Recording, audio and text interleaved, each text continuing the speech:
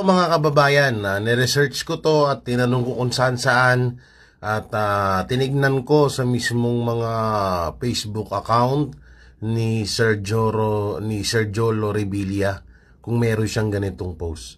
At napatunayan ko po na ito ay fake news, no? Fake news po itong post ni etong kumakalat na to ay isang fake news po. Sa madaling salita, wala pong ipinost or sinabi si Jolo Revilla mapatungkol kay Marcos Jr. Ito po, no?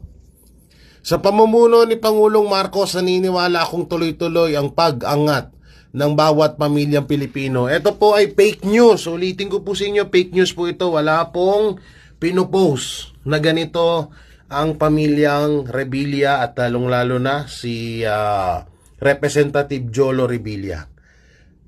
Kung maaalala nyo po, etong pamilyang Revilla ay hindi po pumirma sa impeachment laban kay Vice President Sara Duterte. Never po. Hindi po sila pumirma.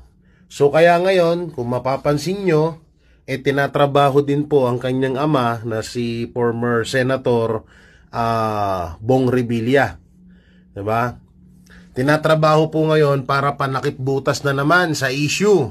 Kasi nga ang playbook ng administrasyon ng mastermind dyan sa flood control scam na yan ay puntiryahin yung mga sikat na mga politiko kagaya ng mga artista at asawa ng artista, basta talagang kilala ng taong bayan.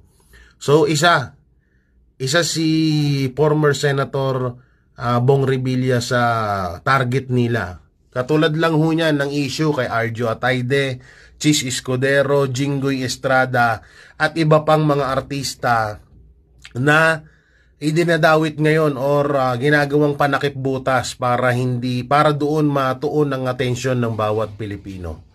So yan po, no, ito pong post ni Jolo Revilla ay fake. Ano po ito, wala pong ganitong post ang mga Revilla. So alam nyo na ngayon kung bakit ginigipit. Bakit na naman napag-uusapan netong mga Revilla?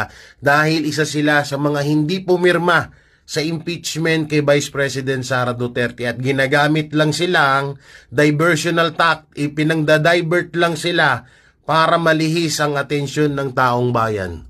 Para sa kaalaman nyo lang po, no? Ulitin ko, wala pong sinabing ganito si Representative Jolo Revilla. Wala po siyang post na ganito. Salamat!